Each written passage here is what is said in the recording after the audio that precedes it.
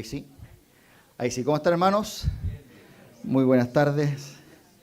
Como siempre es un privilegio estar acá para compartir la palabra del Señor y espero que el Señor hoy día hable a nuestro corazón y podamos ser desafiados también por el consejo de su palabra. Le voy a invitar a abrir sus Biblias ahí en el Evangelio de Lucas, en el capítulo 16. Hoy vamos a seguir adelante desde los versículos 14 al 18.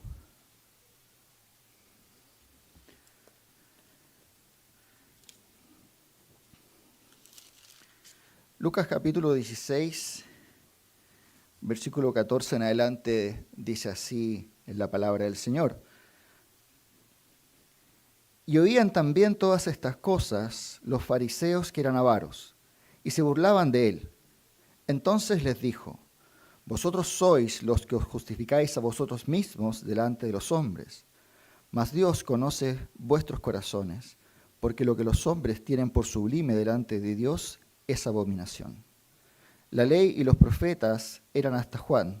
Desde entonces el reino de Dios es anunciado y todos se esfuerzan por entrar en él. Pero más fácil es que pasen el cielo y la tierra que se frustre una tilde de la ley. Todo el que repudia a su mujer y se casa con otra adultera, y el que se casa con la repudiada del marido adultera. Tenemos aquí una porción de la palabra del Señor que parte diciendo: y oían también todas estas cosas los fariseos, y dice ahí que se burlaban del Señor.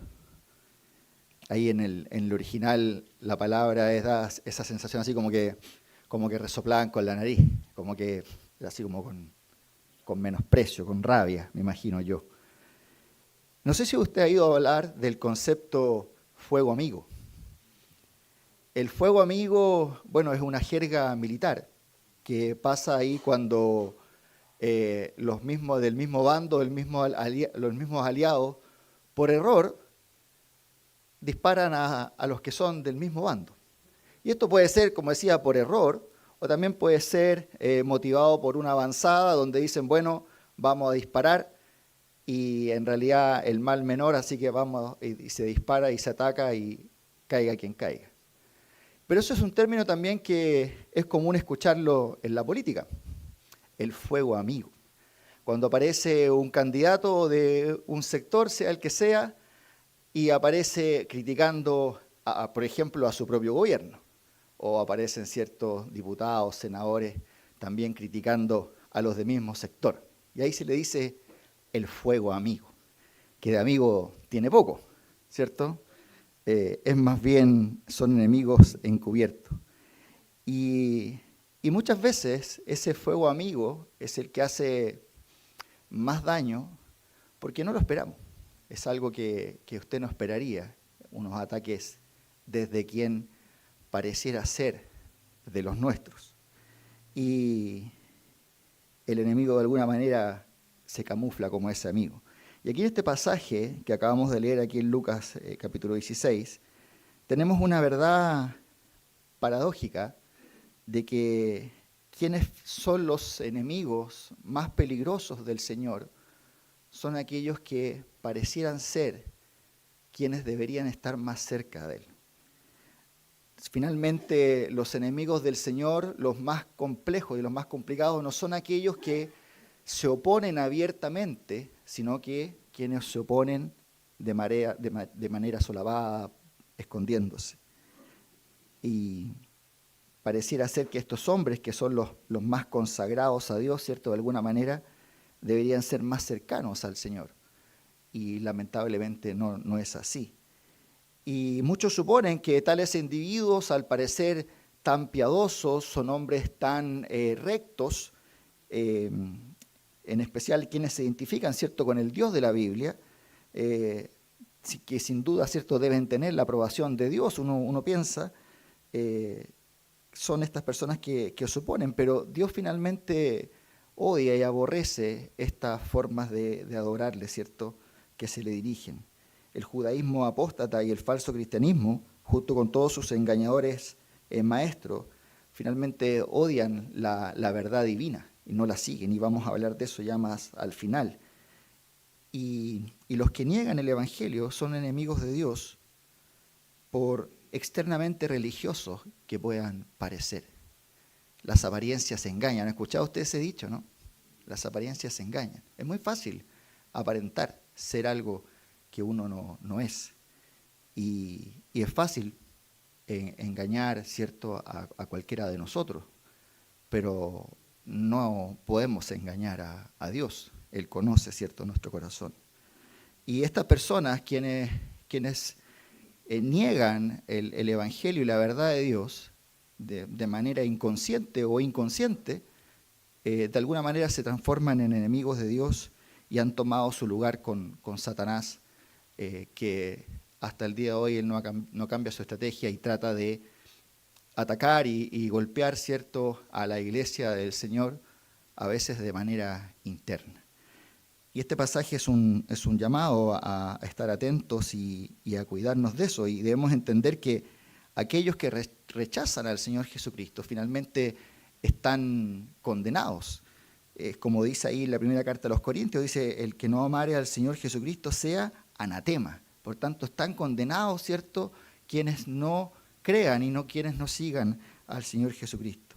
Y colectivamente los fariseos que tenemos aquí, los dirigentes religiosos de Israel en la época de Jesús, encajan ellos en esta categoría. Ellos se dedicaban con mucho esmero, con mucha dedicación, a interpretar y aplicar la ley del Antiguo Testamento y a observar de manera meticulosa las ceremonias, ¿cierto?, y los rituales mosaicos. Ellos se dedicaban celosamente a eso.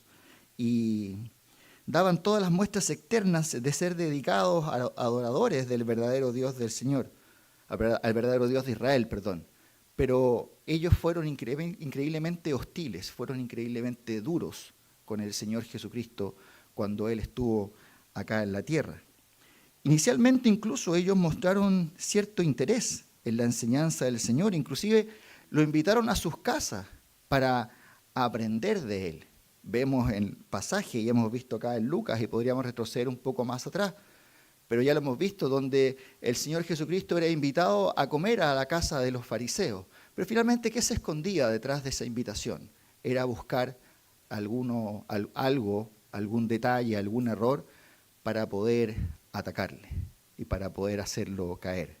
Quizás hubo en un principio un interés genuino, no lo sé, pero sí sabemos, y está escrito en la palabra, que buscaron ellos, ¿cierto?, atacar al Señor. Y al comparar este pasaje de Lucas 16 y con el capítulo anterior, podemos ver que la creciente hostilidad de los fariseos había crecido. De hecho, para no ir tan atrás, si solamente vamos a Lucas 15, capítulo 15, versículo 2, dice, y los fariseos y los escribas murmuraban diciendo, a los pecadores recibe y con ellos come. Ellos veían esta relación que tenía el Señor Jesucristo con esta, como diría Kiko, la chusma, ¿cierto?, del pueblo de Israel. Ellos lo veían como algo que era una prueba de que finalmente Él no era enviado por Dios. Y Él tenía camaradería, ¿cierto?, y comía con aquellos que se consideraban que eran opositores a Dios, ¿cierto?, pecadores, publicanos, quienes se oponían a todas estas tradiciones que los fariseos tenían. Y la respuesta que el Señor da a ellos cuando empiezan a burlarse de Él, revela 7 razones o motivos para la hostilidad de los fariseos a la verdad que el Señor estaba predicando y enseñando. Ellos tenían motivaciones corruptas, y que es lo que vamos a ver hoy. Eran antagónicos a las demandas de Dios, se justificaban a sí mismos, buscaban la aprobación humana, eran perversos de corazón, rechazaban el evangelio del reino y no tenían ninguna categoría para la gracia. Pero antes de analizar estos puntos y ver esto, yo los invito a que podamos analizar este pasaje escudriñando nuestro propio corazón. Muchas veces cuando uno lee estos pasajes donde están aquí los fariseos, nuestra tendencia natural es a ponernos delante, quizás detrás del Señor Jesucristo y decir, fariseos hipócritas. Mire lo que hicieron con el Señor. Pero ¿qué hay en nuestro corazón?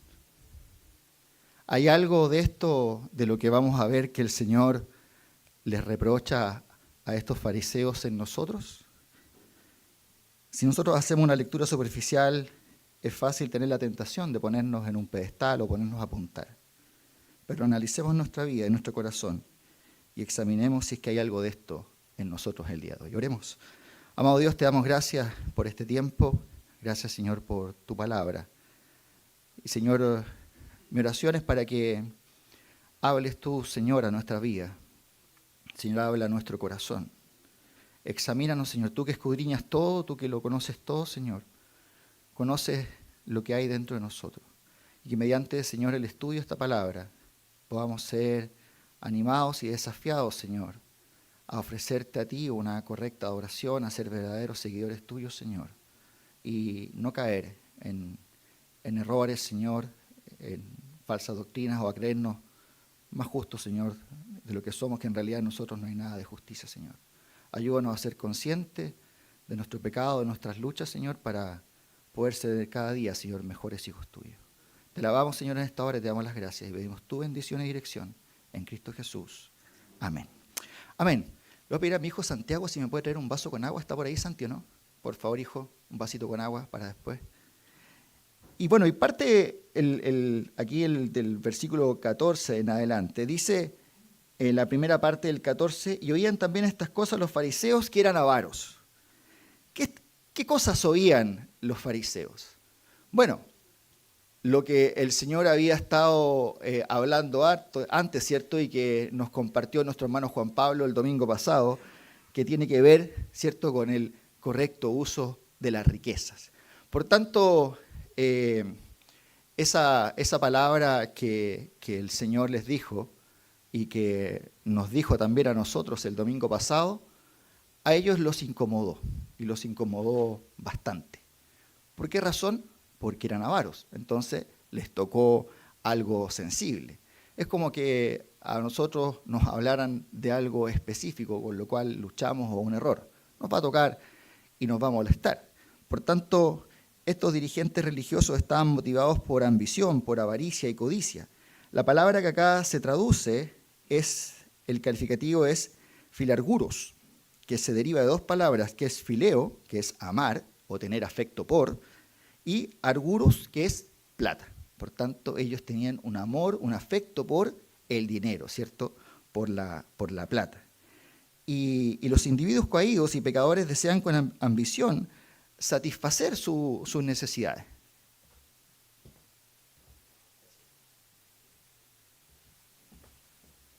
Entonces, estas personas caídas, pecadores, desean satisfacer sus necesidades. Por tanto, muchos son amadores del dinero o son avaros. O además, como dice ahí Pablo en 2 Timoteo, son amadores de sí mismos. Ellos se aman más a ellos mismos que a otras cosas. Y por tanto, desean dinero y otras cosas para satisfacer sus propias necesidades personales. Y la avaricia es especialmente una fuerza impulsora dentro de los falsos maestros. Fíjese que la Biblia, hay varios pasajes, yo los voy a leer algunos y otros vamos a ir en conjunto a buscarlo, pero la Biblia los llama, ahí en Isaías 56:11, perros comilones. Así llaman a estas personas. Dice que cada uno sigue la avaricia en Jeremías 6:13 y en el 8:10. Y dice de ellos, ahí en Miqueas 3:5, que claman paz cuando tienen algo que comer, y al que no les da de comer, proclaman guerra contra él. Entonces, fíjese lo que advirtió Pablo ahí en la carta a los Filipenses, capítulo 3, del versículo 18 al 19.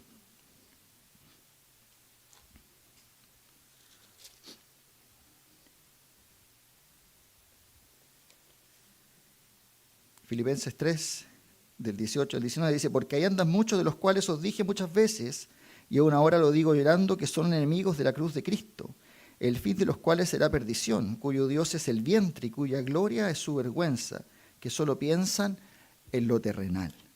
Entonces, igualmente Pedro también hizo advertencias a sus lectores que por la avaricia de estos falsos maestros harán mercadería de vosotros con palabras fingidas. que están, también dice que tienen el corazón habituado a la codicia.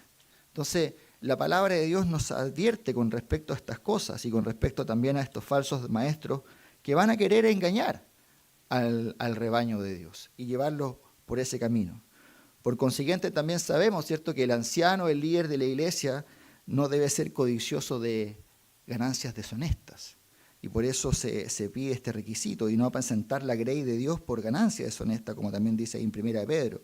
Entonces, al igual que todos los falsos maestros, la motivación de los fariseos finalmente eran motivaciones corruptas y motivaciones impuras. Eso era lo que ellos los motivaba finalmente. Ellos no tenían un verdadero amor por el pueblo. Finalmente, como decía el pasaje ahí en 2 Timoteo, ellos eran amadores de ellos mismos. No había un amor por el pueblo. Ellos querían satisfacerse ellos mismos. Fíjese que cómo los llama el Señor ahí, si volvemos a Lucas, pero nos vamos un poquito antes, no pierda ahí Lucas 16, pero si nos vamos un poquito antes, Lucas 11, 39,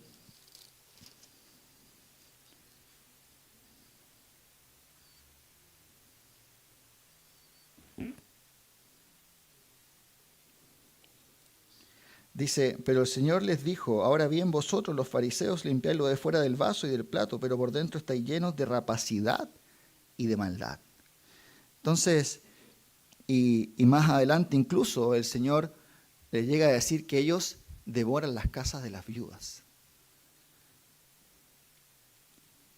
Hasta sus limosnas eran un espectáculo ostentoso, con la finalidad de ser honrado por los hombres y que eso los va a mover. No sé si se acuerdan, cuando estudiábamos Marco, el hermano Orlando trajo se me olvidó el nombre, pero era como una suerte de trompeta, ¿cierto? Donde se echaba la ofrenda y sonaba ahí, ¿cierto? Cuando se echaban las monedas. Bueno, así mismo decía ahí que sonara así como las trompetas y sonara fuerte para que se vieran que estaban echando su limosna.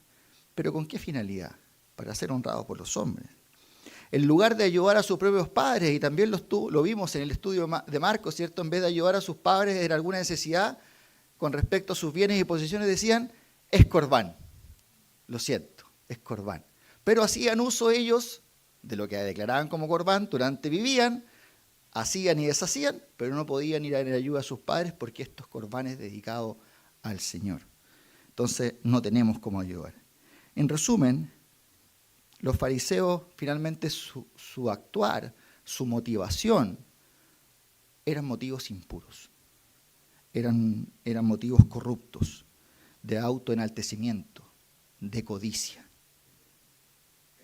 Y aquí el Señor, ¿cierto?, hablaba del uso del correcto del dinero. ¿Y cuál es nuestra verdadera motivación para seguir a Cristo? Quizás nosotros no luchamos con el problema del dinero. Quizás ni lo tenemos, entonces no tenemos problema con el dinero porque, bueno, al bien decía Salomón que a veces entre más tiene uno más problemas. Entonces, pero quizás no luchamos con eso. Pero ¿qué buscamos cuando seguimos a Cristo? ¿Cuál es nuestra motivación? ¿Por qué? Yo me preguntaba cuando leía esto y decía, bueno, ¿por qué hago lo que hago? ¿Por qué estoy cada domingo en la iglesia? ¿Cuál es la motivación que hay en nuestro corazón? Porque, insisto, vemos esto y ahí juzgamos a los fariseos. Pero también nosotros, ¿cuál es nuestra motivación? Insisto, quizás nuestra lucha no es el dinero, pero quizás hay otras cosas con las que sí estemos luchando y debemos analizar que nuestra motivación por lo que hacemos sea la motivación correcta. Y fíjese que después, ahí si volvemos a Lucas 16, y cuando dice en el versículo 14, decía, vivían también todas estas cosas los fariseos que eran avaros, ¿y qué hacían ellos? Se burlaban de él. Ellos se burlaban, aunque los fariseos oían también todas las cosas que Jesús estaba diciendo. Lo que provocó su desprecio fue la enseñanza del Señor, como he mencionado, con relación al uso del dinero, que es lo que vimos del versículo 1 al 11 de este capítulo 16 de Lucas. Y la enseñanza de que las personas deben invertir en el reino de Dios a fin de cosechar dividendos espirituales en el cielo y que debían servir a Dios y no al dinero, acusaba directamente a los fariseos. Los acusaba directamente.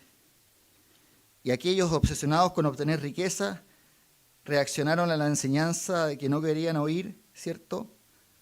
Ridiculizando y burlándose del Señor. ¿Cómo reaccionamos nosotros cuando se nos dice la verdad? ¿A quién le gusta que le llamen la atención y que lo regañen? Levante la mano. ¿A quién le gusta ser corregido? Bueno, José levantó la mano, la bajó y que no, estaba bromeando. Es que en realidad en nuestra naturaleza no nos gusta ser corregidos. No nos gusta. Sobre todo cuando nos hacen ver un error. No está en nuestra naturaleza. El viejo hombre sigue ahí y nos oponemos. Pero ellos llegan al punto de burlarse del Señor. ¿Y qué es la reacción natural? Porque no hay defensa ante tal acusación. Porque lo que el Señor está diciendo es la verdad. Entonces, cuando también somos expuestos ante la palabra del Señor, debemos orar para que nuestra reacción sea la correcta. ¿Qué es lo que nos está diciendo el Señor? ¿Qué está hablando? ¿Qué me quieres decir, Señor? O cuando viene un hermano, ¿cierto? Y nos corrige en amor. Es tener la actitud y la humildad adecuada para recibir ese consejo, porque lo hace en amor, lo hace por nuestro bien. Entonces, pero ellos no podían discernir bien porque eran espiritualmente ciegos, ellos estaban muertos, ¿cierto?, en sus pecados. Ellos no podían entender y aceptar las cosas de Dios, porque estaban enceguecidos. Fíjese que ahí en el Evangelio de Juan, capítulo 3, versículo 19,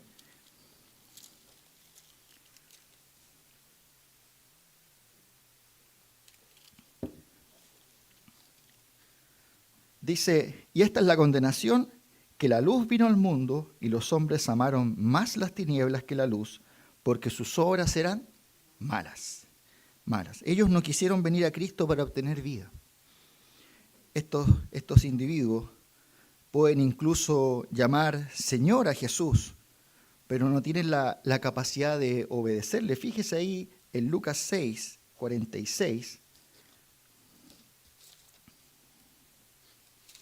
El Señor les recrimina, o sea, y les dice en Lucas 6, 46, ¿por qué me llamáis Señor, Señor, y no hacéis lo que yo digo? ¿Por qué me llaman Señor si no hacen lo que yo les mando? Pregunta el Señor acá. Como resultado, ¿cierto? La vida espiritual no tiene fundamento, serán arrastrados por un torrente de juicio divino. De hecho, más adelante en el 49, en el mismo Lucas 6, dice, mas el que oyó y no hizo, semejante es al hombre que edificó su casa sobre la tierra sin fundamento, contra la cual el río dio con ímpetu, y luego cayó, y fue grande la ruina de aquella casa. Entonces, la evidencia que nosotros le conocemos es porque obedecemos. Fíjese 1 Juan 2:3.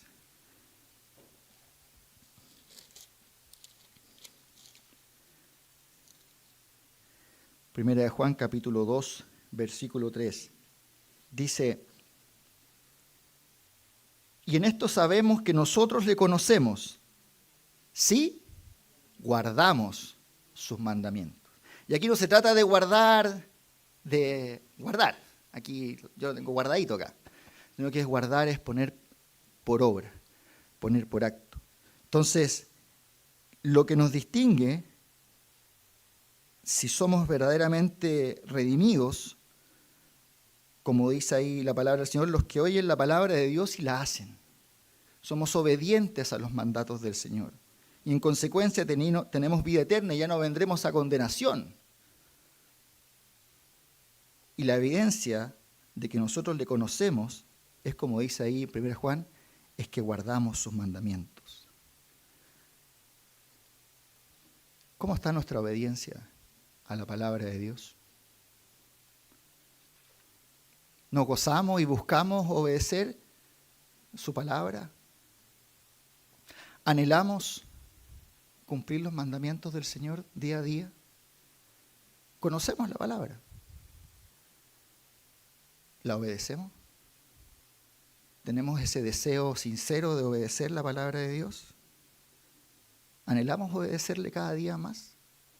Son preguntas que debemos hacernos a raíz de lo que el Señor dice aquí en su palabra. Sigamos ahí en Lucas 16, versículo 15. Entonces les dijo, después de que ellos se estaban burlando del Señor, entonces el Señor les dijo, vosotros sois los que os justificáis a vosotros mismos. Vamos a bajar hasta ahí. Y esta acusación a los fariseos es un breve resumen de su religión. Vosotros sois los que se justifican a vosotros mismos. El judaísmo farisaico era un sistema de obras de justicia, de justificación personal, de tratar de hacer aceptable a Dios ganando la salvación mediante buenas obras, manteniendo ciertas costumbres, ciertos ritos, de manera pulcra, así religiosa, ¿cierto? Cumpliendo al pie de la letra lo que dice la palabra del Señor y todos los ritos. Y fíjese que no hay duda, y lo dice ahí, lo dice Pablo en Romanos, capítulo 10, versículo 2. No hay duda de que ellos tenían celo por la idea de Dios. Porque dice, porque yo les doy testimonio de que tienen celo de Dios, pero no conforme a ciencia, dice. Entonces ellos tenían realmente un celo. Pero fíjese que esta frase la tomé de un libro, dice, pero el celo separado del conocimiento de la verdad no sirve para nada. Ese celo, ¿cierto?, por la tradición, por el ritualismo y por todo lo que eso implica, separado del conocimiento de la verdad, no sirve de nada. Entonces, ¿cuánto de religiosidad o de ritualismo hay también en nosotros? ¿Hacemos más las cosas como por costumbre, por rito? Yo me acuerdo en una clase en los jóvenes el año pasado, el hermano José nos preguntaba, ¿somos religiosos? Una pregunta difícil de contestar. ¿Somos religiosos? Uno dice, si digo, y yo creo que estaban todos pensando, si digo que sí, me va a decir, religioso, fariseo hipócrita. Y si no, pues sí, hay cierta religiosidad, ¿cierto? Pero era una pregunta para hacernos pensar. Pero debemos pensar qué tanto de esa religiosidad o ese ritualismo hay en nuestras vidas. Muchas veces podemos venir o estar acá un día domingo, sentarnos, cantar, ofrendar, sentarnos a escuchar, venir a alguna otra reunión o cualquier cosa por simple rito. Y son cosas que tenemos que analizar. Y al igual que todos los sistemas religiosos falsos, el de los fariseos estaba condenado al fracaso. Pablo lo sabía y lo comprendió muy bien, ¿cierto? Y ahí en Filipenses capítulo 3, del versículo 2,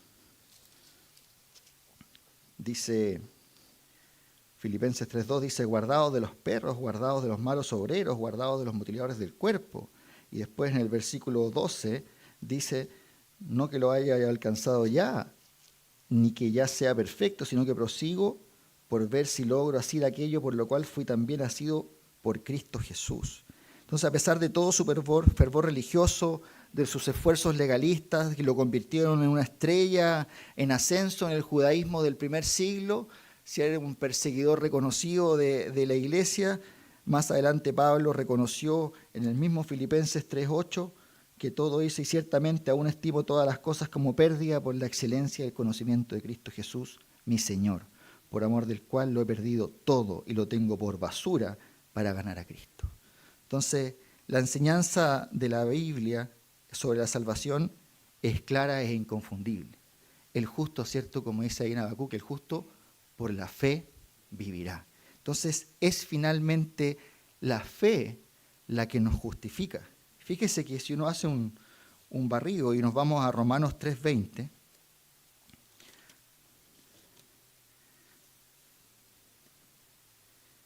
y esto es, si tú estás aquí hoy y piensas que hay algo que tú puedes hacer en tu vida para ser hallado justo, para que Dios te perdone, para poder tener entrada al reino, y piensas que hay algo que tú puedas hacer, o alguna buena obra, caridad, lo que sea, déjame decirte que no es así. Es por la fe.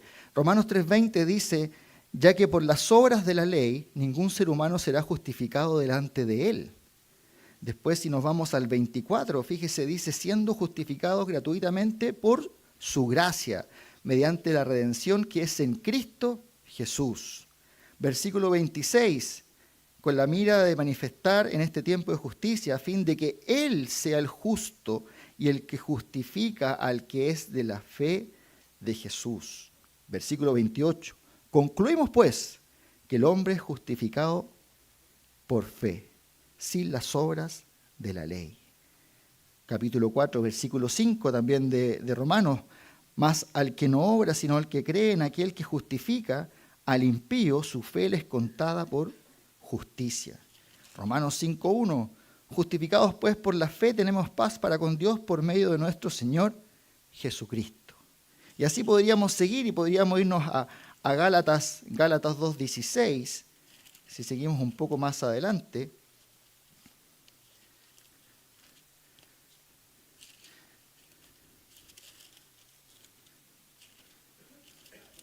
Gálatas 2:16 dice, sabiendo que el hombre no es justificado por las obras de la ley, sino por la fe de Jesucristo. Nosotros también hemos creído en Jesucristo para ser justificados por la fe de Cristo y no por las obras de la ley, por cuanto por las obras de la ley nadie será justificado. 3:8 ahí mismo Gálatas, aprovechando que estamos ahí. Y la Escritura previendo que Dios había de justificar por la fe a los gentiles. Después el 11, y que por la ley ninguno se justifica para con Dios, es evidente porque el justo por la fe vivirá. Y así podríamos seguir, ir a Efesios, ¿cierto? También, y seguir leyendo pasajes de leer más adelante que la ley finalmente fue nuestro ayo para llevarnos a Cristo y que por gracia somos salvos por medio de la fe. Y esto no es de vosotros, pues es don de Dios, para que nadie se gloríe. Entonces, y la trágica realidad es que los fariseos habían guiado al pueblo en dirección al infierno. Ahí en Mateo 15:14 dice que ellos eran ciegos guías de ciegos. ¿Y a dónde lo va a guiar un ciego? A otros ciegos. Caerán al hoyo, como dice también en el pasaje. Por tanto, no podían guiar a nadie. Ellos estaban espiritualmente ciegos y guiaban también a las ovejas perdidas de la casa de Israel al mismo abismo. Entonces, y esa fatal equivocación de los fariseos era que ellos ignoraban la justicia de Dios, procurando establecer la suya propia, como dice en Romanos, y no se sujetaron a la justicia de Dios. Entonces, tratar de establecer tu propia justicia, tratar de salvarte a ti mismo, esto requiere restarle importancia a la justicia de Dios para que tú puedas cumplir ese parámetro. Si tú quieres justificarte a ti mismo, tienes que restarle valor a la justicia de Dios. En caso contrario, no vas a poder cumplir ese parámetro, lo que es absolutamente un error. Entonces, y ellos al hacer esto pasaban por alto la clara enseñanza del Antiguo Testamento con relación a la santidad absoluta de Dios, cuando ellos trataban de justificarse a sí mismos. Y también la realidad que decía Habacuc, ¿cierto?, que por la fe era la salvación. Y a través de sus esfuerzos inútiles por entrar al reino o justificarse a sí mismos, hacían tropezar a los demás. Fíjese Mateo 23.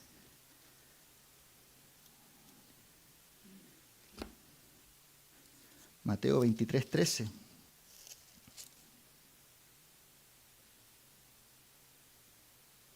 El Señor les dice, mas ay de vosotros, escribas y fariseos hipócritas, porque cerráis el reino de los cielos delante de los hombres, pues ni entráis vosotros, ni dejáis entrar a los que están entrando.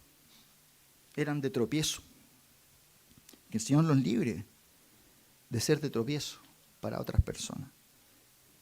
¿Buscamos justificarnos a nosotros mismos con buenas acciones? ¿Tú has creído realmente en Cristo como tu Salvador personal? ¿Has depositado tu fe realmente en Cristo Jesús? ¿O buscas satisfacer esa demanda de Dios con tu propia justicia? Vimos muchos pasajes donde vemos que no hay opción ninguna de justificarnos a nosotros mismos. Por más buenos que seamos, no damos el ancho. Por tanto, yo te invito a, si tienes dudas, que pongas tu fe en Cristo como tu Salvador y no trates de justificarte a ti mismo. Y fíjese que estos fariseos, además de justificarse a ellos mismos, si volvemos a Lucas 16, versículo 15, cuando el Señor dice, les dijo, vosotros sois los que os justificáis a vosotros mismos, ¿delante de quién? De los hombres. ¿Qué buscaban los fariseos? Finalmente la aprobación humana. Eso. Ellos finalmente, y más que la aprobación humana, quizás lo que más buscaban era la adulación. Más que la aprobación, porque en realidad yo creo que les importaba poco si lo aprobaban, pero sí que los alabaran y que los enaltecieran. Nos gusta recibir, ¿cierto? Que no nos dicen, ¡ay, qué bueno para la pelota que eres! Bueno, a mí nunca eso me lo han dicho porque soy pésimo para la pelota, pero no sé lo que se siente que digan eso, pero era muy malo. Pero okay, nos gusta cuando nos alaban, ¿cierto? ¡Ay, que le pegáis súper bien, qué bueno y todo eso! Nos gusta. Eso está en nuestra naturaleza, es así. Pero los fariseos eran aquellos como los que Pablo advirtió, ¿cierto? Que quieren agradar a la carne. Ellos querían adulación, ellos querían el respeto de la gente y trataban de parecer nobles, virtuosos. Fíjese lo que dice, si nos vamos de nuevo a Mateo 23, fíjese lo que dice el Señor de ellos. Mateo 23 del versículo 5 al 7.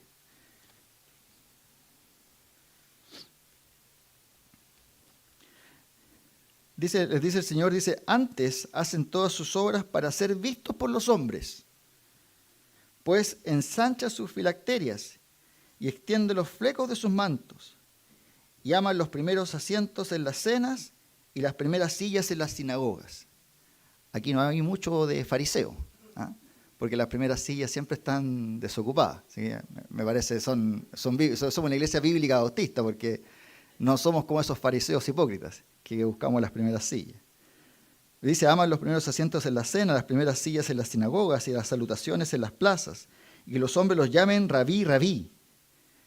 Entonces, la única recompensa para los que hacen desfilar su justicia propia es la honra que reciben de los hombres. Esa es como su única recompensa. No van a recibir nada de parte de Dios. Hay un poco antes, en Mateo capítulo 6. Fíjese lo que dice el Señor en el versículo 1 y 2. Dice, guardaos de hacer vuestra justicia delante de los hombres para ser vistos de ellos. De otra manera no tendréis recompensa de vuestro Padre que está en los cielos. Cuando pues des limosna, no hagas tocar trompeta delante de ti, como hacen los hipócritas en las sinagogas y en las calles, para ser alabados por los hombres. De cierto os digo que ya tienen su recompensa.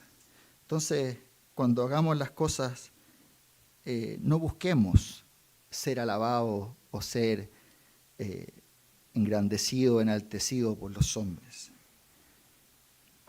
Y eso que deberíamos pensar siempre en nuestra vida, ¿a quién buscamos agradar con lo que hacemos? ¿Te busca agradar a su esposa? ¿Busca agradar a su esposo? Es bueno que lo haga, sí.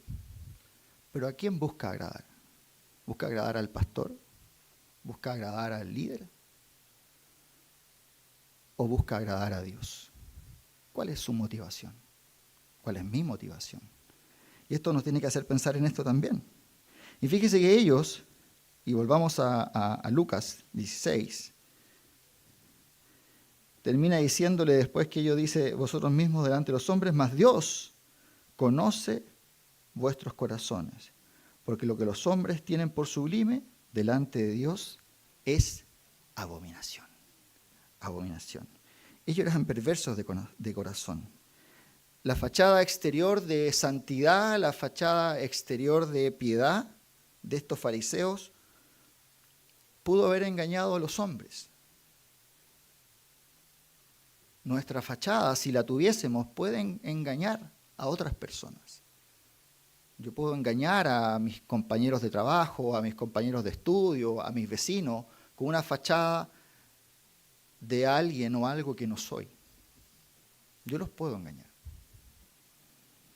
Pero dice aquí la palabra del Señor que Dios conoce vuestros corazones. Dios conoce mi corazón. Dios conoce tu corazón. Jesús, ¿cierto?, les advirtió y les dice: vosotros, escribas, fariseos, hipócritas, porque sois semejantes a sepulcros blanqueados. El Señor fue muy directo con ellos. Dice que por fuera, la verdad, se muestran hermosos, pero por dentro están llenos de huesos de muertos y de toda inmundicia. Entonces, y el Señor, ¿cierto?, en el primer libro de Samuel, le recuerda, ¿cierto?, a Samuel, ahí en el 16-17, que el Señor, ¿cierto?, que Él no mira lo que mira el hombre, pues el hombre mira lo que está delante de sus ojos. No podemos ver más allá. Pero Jehová, ¿qué es lo que mira Jehová? El corazón. Eso es lo que mira Dios, el corazón. El corazón que solo Él conoce, el corazón de todos los hijos de los hombres. Él ve lo que está en secreto. Dice ahí en Mateo 6:18.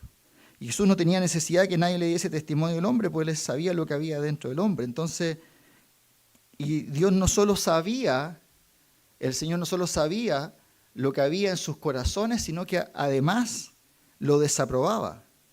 Porque dice ahí la palabra del Señor en Lucas que leímos, porque lo que los hombres tienen por sublime delante de Dios es abominación. Y fíjese que esta palabra abominación es detestable. La palabra griega puede referirse a algo que apesta, que es detestable, repugnante, aborrecible. Es dura. Imagínese usted algo repugnante, algo que le dé asco. Eso es para Dios lo que los hombres tienen por sublime, algo absolutamente repugnante.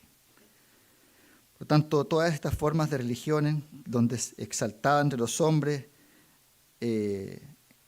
donde no se cree y no se sigue a Cristo como Él es y que tratan de añadir otras cosas, es algo detestable y repugnante a los ojos del Señor. La sabiduría del mundo es mera necedad para Dios. Habrá algo en nuestro corazón, en lo más profundo de nuestro corazón, que necesite ser cambiado. Eso solo lo sabes tú y el Señor. Y quizás a veces ni siquiera tú eres consciente de eso.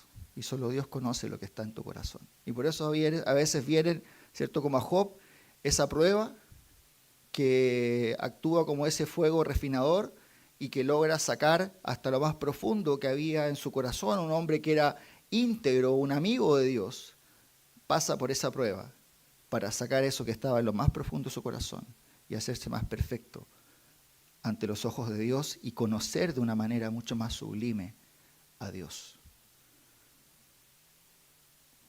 ¿Habrá algo en nuestro corazón que deba ser cambiado? ¿Hay algo en nuestro corazón que debamos entregarlo a Dios y decir: Señor, obra en esto? Dejemos al Señor, el Señor lo conoce. Tú puedes ir en oración al Señor y decirle: Señor, esto soy. No necesitas esconderte, no necesitamos tener caretas delante del Señor, porque el Señor nos conoce. Podemos ser sinceros con Él y decirle: Señor, ayúdame en esto, Señor. Y fíjese que ellos también rechazaban el evangelio del reino, Lucas 16. Y volvemos al versículo 16. La ley y los profetas eran hasta Juan. Desde entonces el reino de Dios es anunciado y todos se esfuerzan por entrar en él. Entonces, Cualquier persona se hace detestable a los ojos de Dios al rechazar el evangelio del reino, incluso los religiosos más celosos. Si rechazan el verdadero evangelio, ellos se hacen detestables ante los ojos de Dios. Y él cuando dice aquí y cita la ley y los profetas, se refiere al Antiguo Testamento, se refiere completo, ¿cierto?, al Antiguo Pacto. Y la era del Antiguo Testamento era hasta Juan, ¿cierto? Y ahí se produce como este punto de inflexión donde termina, es cierto, el tiempo de la promesa y se empieza a anunciar el reino y viene ahí la gracia. Y Juan, ¿cierto?, es el que une estas dos partes y es este punto de inflexión entre lo que era la ley y los profetas y lo que es ahora el evangelio del reino que está cerca y al alcance de nosotros. Entonces, así Juan fue de alguna manera el último representante del Antiguo Testamento y el primer representante de lo que venía y de lo que nosotros conocemos hoy como el Nuevo Testamento. Él anunció la venida del Mesías, ¿cierto? Presenció al Mesías, lo vio, fue bautizado por Juan, ¿cierto?, nuestro Señor Jesucristo, y ahí Juan dijo, ya es necesario que yo mengüe y que él crezca. De hecho, su padre, ¿cierto?, Zacarías, si nos vamos ahí a Lucas capítulo 1, fíjese cómo él describe el cumplimiento de las promesas del Antiguo Testamento en la venida del Mesías. Lucas capítulo 1, versículos 67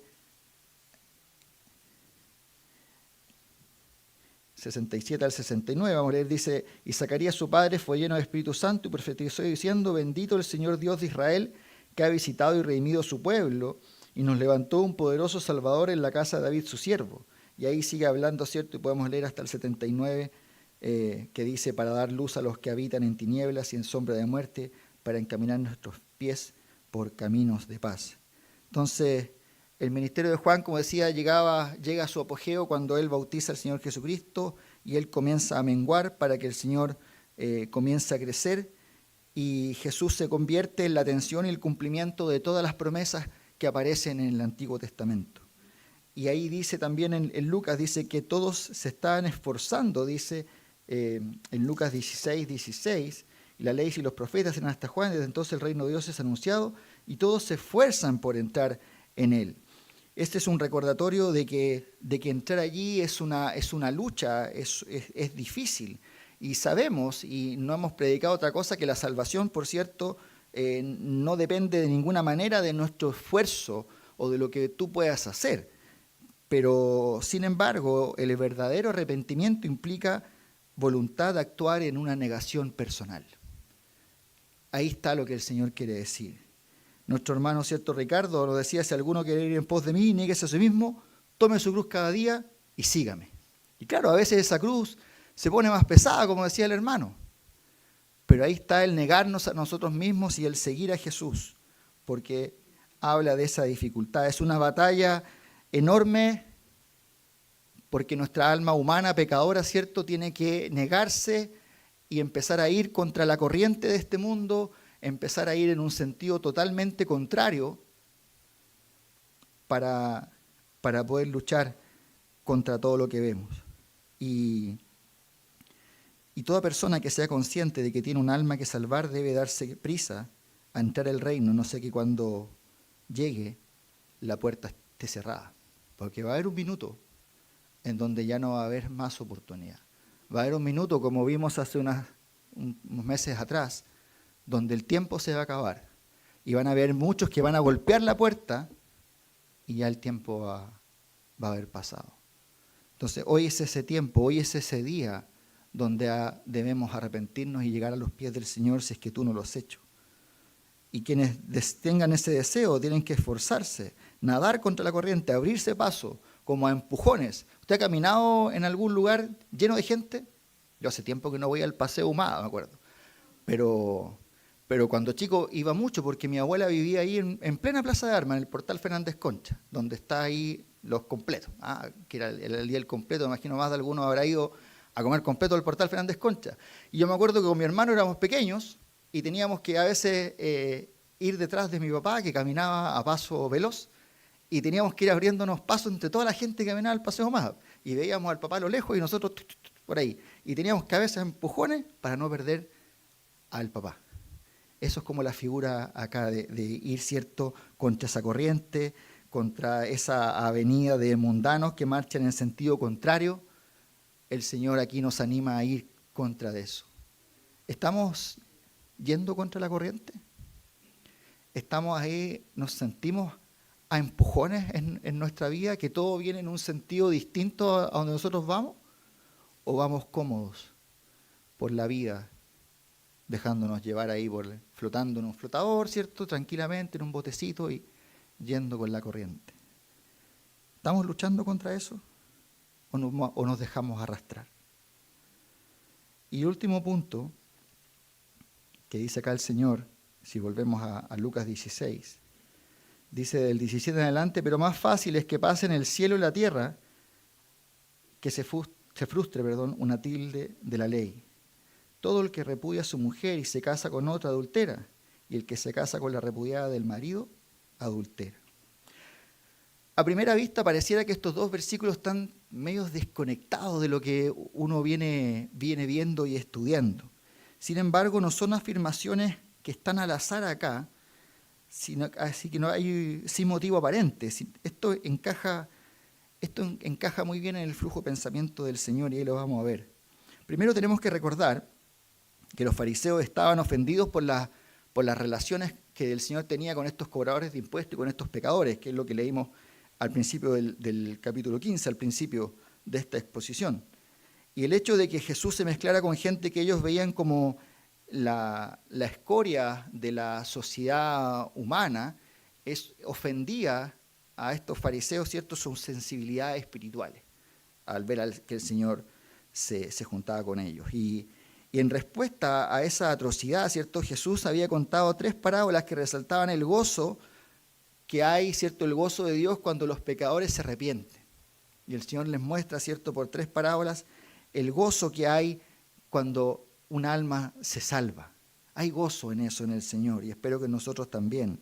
No había lugar en la manera de pensar de los fariseos para el gozo que viene del tipo de gracia y perdón. Ellos no, con eso no, eso iba totalmente en contra de sus enseñanzas. ¿Y qué es la gracia? ¿Qué es el perdón? Si aquí hay un sistema de rituales y sacrificios y ciertas normas que tenemos que cumplir. Por tanto, todo esto que predicaba, ¿cierto?, el Señor Jesucristo de la gracia y el perdón estaba violando la ley, estaba socavando su sistema de salvación, que era salvación por logros.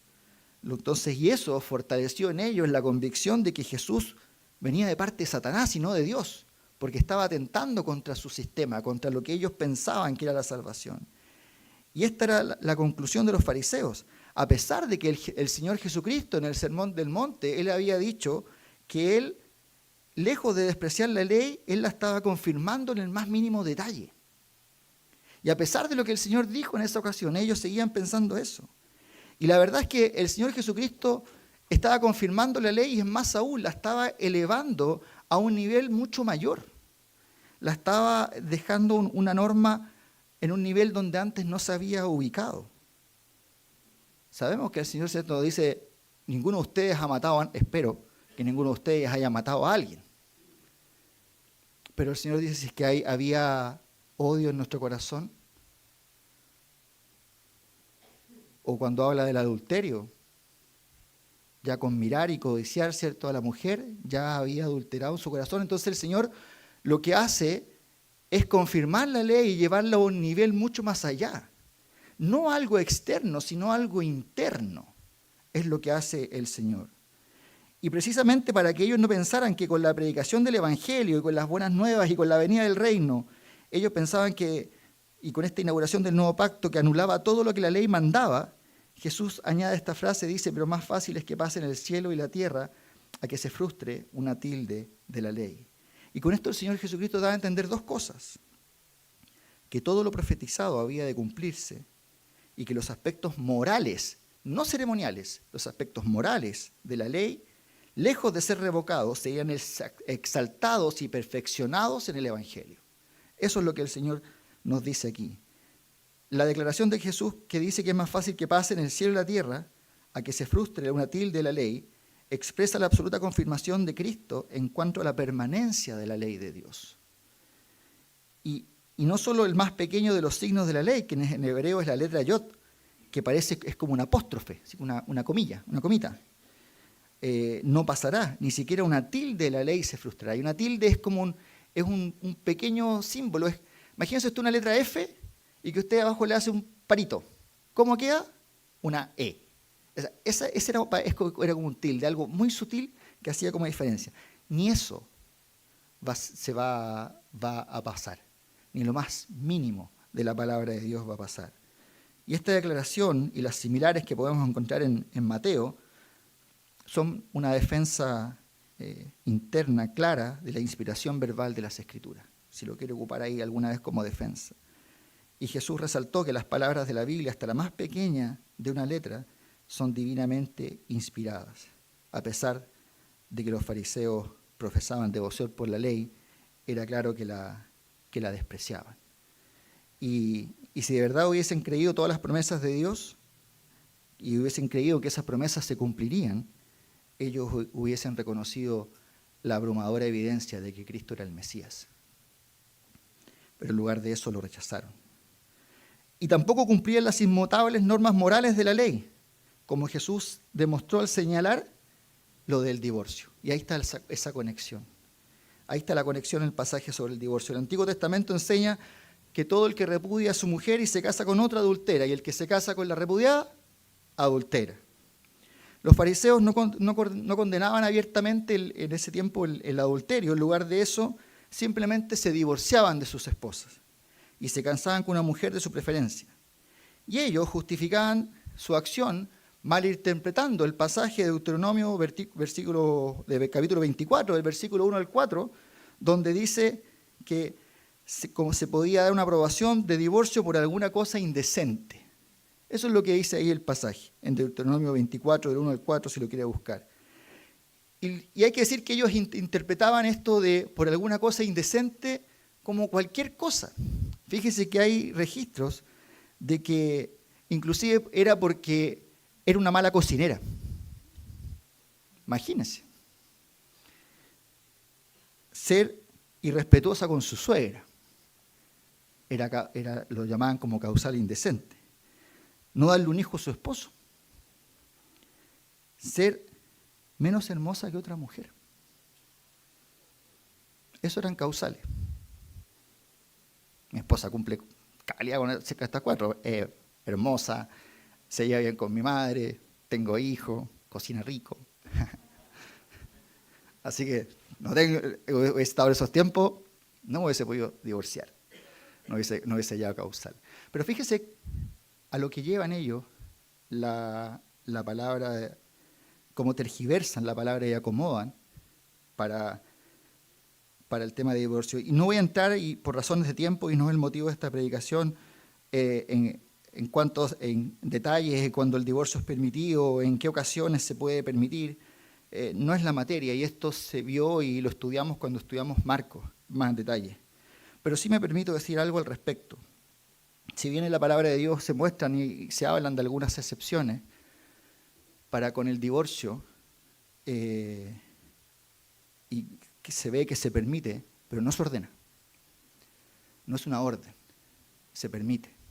Entonces, y algo que debemos ser muy cuidadosos, es no interpretar un principio general a la luz de una excepción. El matrimonio fue establecido por Dios entre un hombre y una mujer para toda la vida, hasta que la muerte los separe. Ese es el principio general. Eso es lo que está en el corazón y en la voluntad de Dios. Y que las excepciones, cierto, no nos hagan juzgar un principio general. El matrimonio fue creado por Dios para siempre.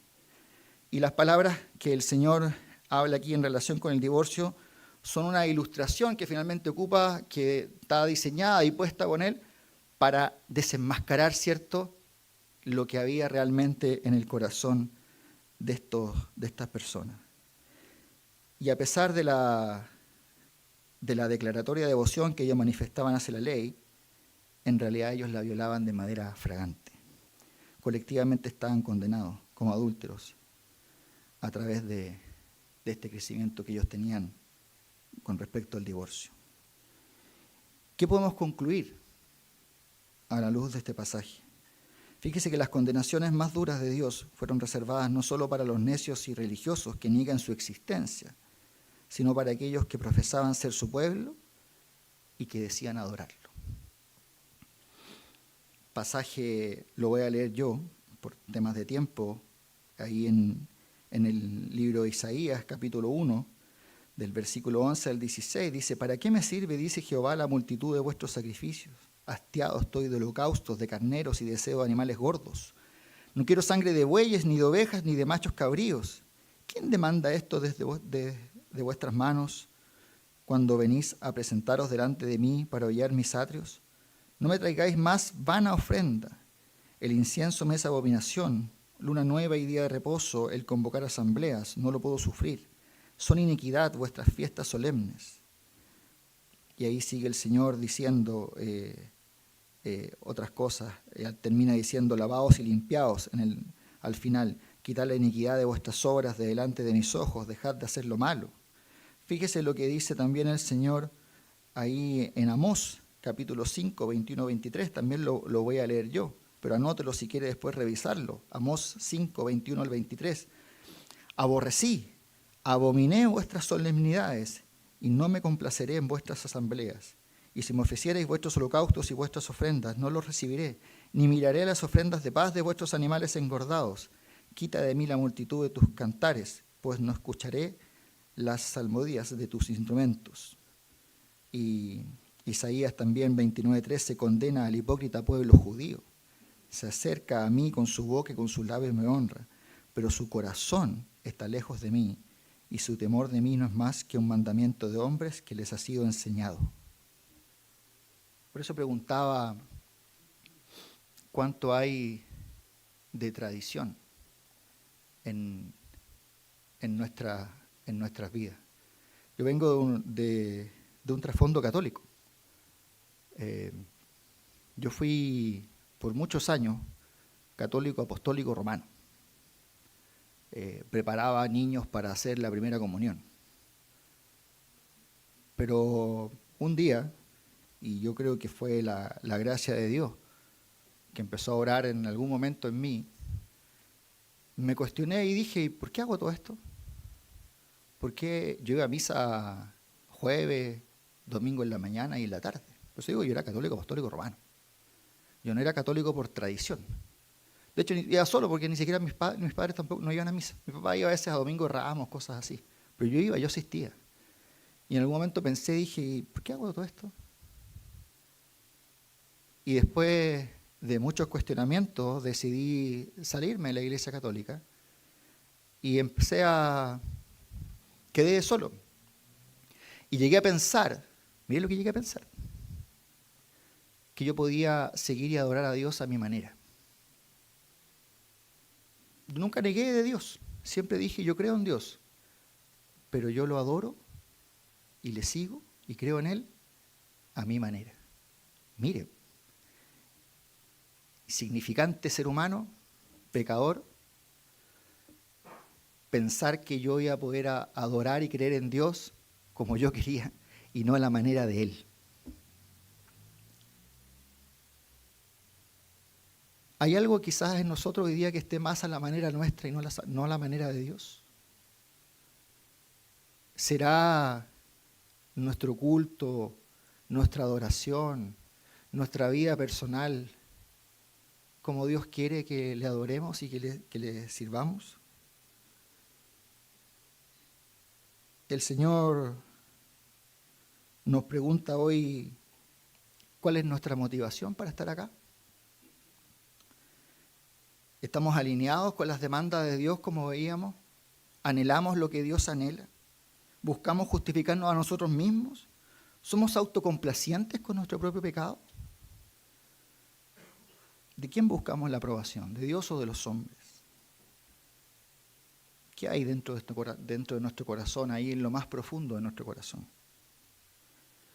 ¿Estamos más preocupados de lo externo o de lo interno? ¿Qué es lo que más nos preocupa?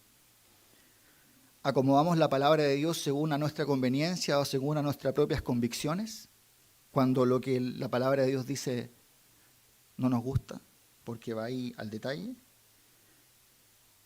Como decía al principio, muchas veces con un pasaje como este tendemos a no sentirnos tan incómodos y analizar, ¿cierto?, a los fariseos a la luz de lo que dice y casi poniéndonos detrás del Señor Jesucristo y mirando a los fariseos así como...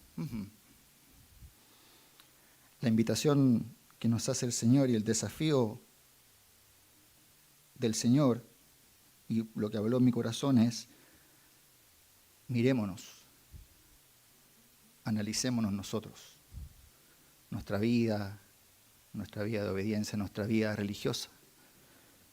Y si hay algo de fariseísmo en nuestra vida, eliminémoslo, para que lo que hagamos para el Señor sea agradable a sus ojos y sea aceptado también por Él, para que lo que hagamos no sea despreciado o abominación para el Señor. Oremos. Señor, te damos gracias por esta tu palabra. Gracias, Señor, porque tú nos hablas y nos desafías, Señor,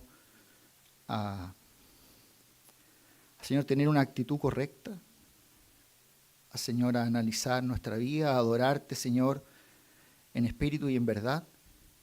Yo oro, Señor, oro por mí, oro por mis hermanos, Señor, para que tú nos ayudes, Señor. Tú conoces, como veíamos en tu palabra, tú conoces nuestro corazón. Tú sabes lo que hay en nuestro interior, Señor. Tú conoces nuestras motivaciones. Y te pido, Señor, que cada uno de nosotros pueda tener las motivaciones correctas. Y para que, Señor, lo que haya en nuestro corazón lo podamos entregar a ti. Y tú, Señor, sigas haciendo la obra en nuestras vidas. Señor, nos vayas perfeccionando hasta el día que, Señor, tú vengas por nosotros o nos llames a tu presencia. Y si hay alguien acá, Señor, que aún no te conoce, Señor, que piensa que puede justificarse por sus propias obras o por lo que pueda hacer, Señor, oro, Señor, para que tú obres en su corazón, proceda arrepentimiento y pueda descansar en la justicia perfecta de nuestro Señor Jesucristo. Gracias, Señor, por este tiempo. Te pido tu bendición en el nombre de Jesús. Amén. Amén, hermano.